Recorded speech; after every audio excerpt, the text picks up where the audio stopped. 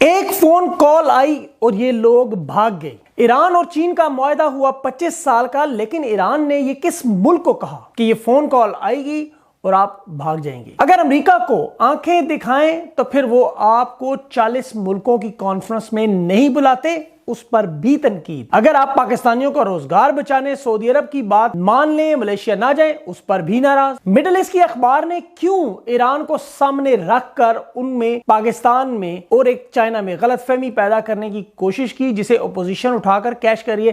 اس پر ساری تفصیلات کے لیے پوری ویڈیو دیکھیں ڈیٹیل سے، ریسرچ سے۔ بسم اللہ الرحمن الرحیم، السلام علیکم، میں ہوں سیبی کاظمی۔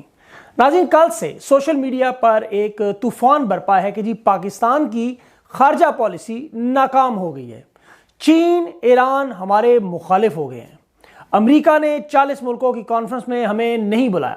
تو اس پر میں آپ کے سامنے کچھ تفصیل رکھتا ہوں تاکہ آپ کو سمجھ آئے کہ اصل معاملہ کیا ہے اور یہ کیوں غلط فہمی پیدا کی جا رہی ہے۔ تو سب سے پہلے ناظرین آپ کو یہ سمجھنا ہوگا کہ ایران اور چائنا کے درمیان ابھی ایک بہت بڑا معاہدہ ہوا ہے۔ یہ بڑے عرصے سے اس پائپ لائن میں تھا، اس پر کام ہو رہا تھا، اس پر بات چیت جاری تھی۔ 400 بلین ڈالر، 400 ارب ڈالر کا یہ معاہدہ، جس میں چین ایران کو جو ہے وہ انفراسٹرکچر میں، سائنس اینڈ ٹیکنالوجی میں، ملٹری میں، نیول میں، مختلف شعبوں میں انویسٹ کرے گا، ان کی مدد کرے گا، اور یہ مفت میں نہیں ہو رہا۔ بدلے میں ایران چین کو 25 سال تک تیل کی سپلائی فراہم کرے گا، اور وہ بھی سبسڈائز ریٹ پر۔ یہ سبسڈائز ریٹ کیا میں بتاتا ہوں آپ کو۔ اب یہاں پر آپ کو ایک بات سمجھنی بڑی امپورٹنٹ ہے کہ ایران پر 1978 سے آپ کو تقریباً آپ کو پتا ہے معاشی پابندیاں لگی ہوئی ہیں۔ یہ خرید و فروخت نہیں کر سکتے، تجارت نہیں کر سکتے۔ ایسے میں ہندوستان ایک واحد ملک تھا جو ایران سے سب سے زیادہ تیل خرید رہا تھا۔ اور ساتھ ساتھ یہ بھی آپ کو یاد رکھنی پڑے گی بات کہ ایران تیل پیدا کرنے والے ملکوں کی فہرست میں سعودی عرب پہلے نمبر، عراق دوسرے، اور اس کے بعد عرب امارات کے بعد چوتھے نمبر پر ایران ہے، اور گیس میں یہ دنیا کے دوسرے نمبر پر ریسورسز ہیں۔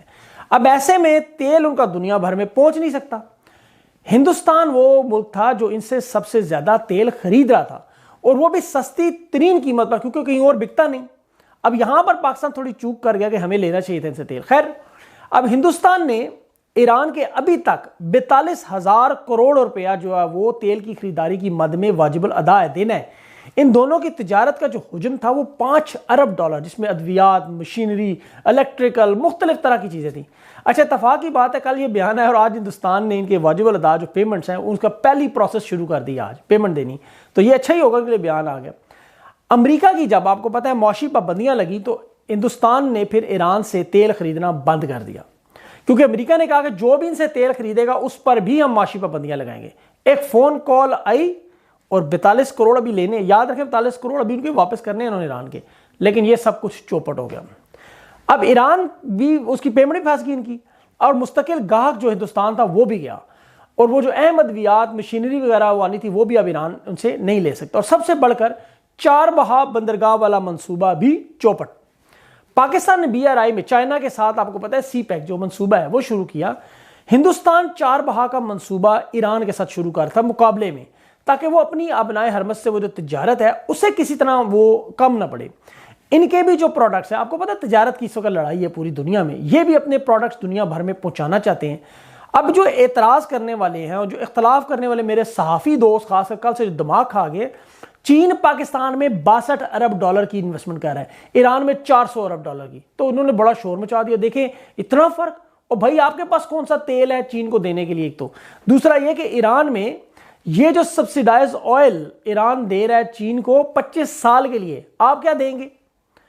اب ایران 4 ممکنہ راستوں سے دیکھیں یہ تیل جو پہنچنا، ابنائے حرمز سے بحیرہ عرب، اور پھر بحیرہ عرب سے بحیرہ ہند، اور پھر وہاں ابنائے ملائکہ سے ہوتا ہوا ساؤتھ چائنا سی میں۔ یاد رکھیں یہ ایک راستہ ہے۔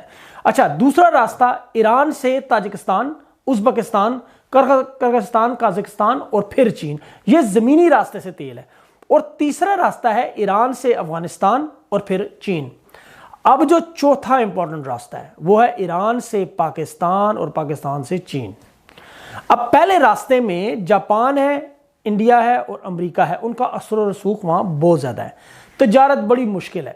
دوسرے راستے کی جو فیزیبلٹی ہے وہی نہیں بنتی، کیونکہ 4 ملکوں سے کراس کر کے آپ کو جانا پڑتا ہے۔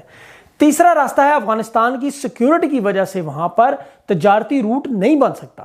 اب سب سے فیزیبل جو رستہ بنتا ہے وہ ہے چوتھا پاکستان سے. اسی لیے چین نے جو کال والا جو بیان انہوں نے پاکستان کے بارے میں جوڑنے کی کوشش کی، چین کبھی یہ کہہ ہی نہیں سکتا، اس لیے وہ غلط بات تھی.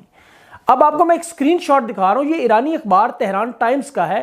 کل والا جو بیان ہے کہ ایران اپنے فیصلے خود کرتا ہے اور فون کال پر فیصلے نہیں بدلتا، یہ بیان چین کے وزیر خارجہ نے نہیں دیا. یہ بیان جو ہے وزیر خارجہ سے منسوب مغرب نے پروپیگنڈا کیا اور جان بوجھ کر غلط فہمی پیدا کی، اور ہماری اپوزیشن اور ہمارے جو دانشور ہیں انہوں نے اس کو اٹھا کے ہائپ دے دی، ٹویٹر پہ ٹاپ کا ٹرینڈ بنا دیا. اب یہ دیکھیں کہ یہ چینی وزیر خارجہ کے نام سے راؤٹرز نے چھاپا ہے. یہ ایرانی وزیر اسٹریٹجی کا جو علی رجانی، ان کا بیان ہے کہ ایران اور چین کا یہ بیان صرف ہندوستان کے لیے ڈونلڈ ٹرمپ کی وہ کال ہے جس پر وہ ڈھیر ہو گئے تھے کہ 4 بہا بھی ختم کر دی، تیل کی خرید و فروخت بھی ختم کر دی، تعلقات بھی ختم کر دیے، زرعی اجناس بھیجنے تھے وہ بھی ختم کر دیے، 42,000 کروڑ دینا تھا وہ بھی روک لیا. اب آپ یہ دیکھیں اس کے بعد عرب امارات کو بھی نہ بھولیں، وہ بھی ایک کال پر ابراہیم اکارڈ میں جا پھنسے. اسرائیلی معاہدہ جو ہوا کال سے ہی سٹارٹ ہوا تھا پہلے. اچھا، ایک کال پر اگر ڈھیر ہونے والوں کی بات کریں، کیونکہ ایک کال پر ڈھیر ہونے والوں کا بہت ذکر ہو رہا ہے، تو آپ ایک کال وہ بھی یاد رکھیں جو بل کلنٹن نے اس وقت یہ میاں محمد نواز شریف صاحب کو کی تھی اور کارگل پر ہم ڈھیر ہو گئے تھے. اس لیے کالوں کی بات نہ کریں. ہندوستان کے لیے اب ایران کا راستہ جو ہے بند ہونے جا رہا ہے، اور یہ ہندوستان ایران کے راستے جو ہیں یہ شمالی ایشیائی وسطی ریاستوں کے ذریعے افغانستان پہنچنے کی کوشش کر رہے تھے، اب وہ ختم ہو جائیں گے. ہندوستان کے پاس اب صرف ایک ہی راستہ ہے کہ وہ کہ شمالی جو وسطی ایشیائی ریاستیں ہیں وہاں تک پاکستان یا پھر افغانستان، اور اس کے لیے ہندوستان کو پاکستان کے ساتھ مذاکرات کی ٹیبل پر بیٹھنا ہوگا، تب بات آگے بڑھے گی. اگر پاکستان آج ہندوستان کو مذاکرات کی اگر دعوت دے رہا ہے، بلا رہا ہے، تو اس کے پیچھے یہ پاکستان کی ورکنگ ہے پوری، اور اس میں صرف بڑھ کے نہیں ہے چلائی جا رہی، ہوائی فائر کیے جا رہے. ہندوستان کی مجبوری ہے کہ یا تو وہ چین کے ساتھ ڈائریکٹ اب پنگے بازی کریں اور امریکہ ان کی پشت پناہی کرے گا، یا دوسرا آپشن یہ ہے کہ ہندوستان جو ہے وہ چین اور پاکستان کے ساتھ مذاکرات کی ٹیبل پر بیٹھ کر یہ چیز سیٹ کرے گا. اور آپ ان چیزوں کو یاد رکھیں، اور روس کا بھی اس معاملے میں آپ کردار بالکل نہ بولیں، بڑا اہم کردار ہوگا، کیونکہ اس نے چین کو کے پیچھے لگ کر انہوں نے کیا کیا ہندوستان پر یہ پریشر ڈالنا ہے. تو جو کہ اب لازمی پریشر ہوگا. اب دیکھنا ہمیں صرف یہ ہے کہ آنے والے دنوں میں اب یہ سارا معاملہ کس طرف جاتا ہے، کہ روس اور چین جو ہیں آپ کو پتہ ہے، اور یہ جس طرح ابھی جو ٹرائنگل بنی ہے، لیکن یہ وہی لوگ ہیں آپ یاد رکھیں کہ جو پاکستان امریکہ کے سامنے اگر کھڑا ہو جائے، پریس ان کی جو ابھی پوٹس کانفرنس ہو رہی ہے 40 ملکوں میں، اس پہ نہ بلائیں تو کہتے ہیں دیکھیں جی خارجہ پالیسی ناکام ہو گئی ہے. اگر پاکستان امریکہ کے ساتھ سامنے کھڑا ہو جائے اور چین ایران ترکی کو ناراض کر لے تو کہتے ہیں جی یہاں پر بھی خارجہ پالیسی نہ، مطلب ان لوگوں نے کسی حال میں خوش نہیں ہونا.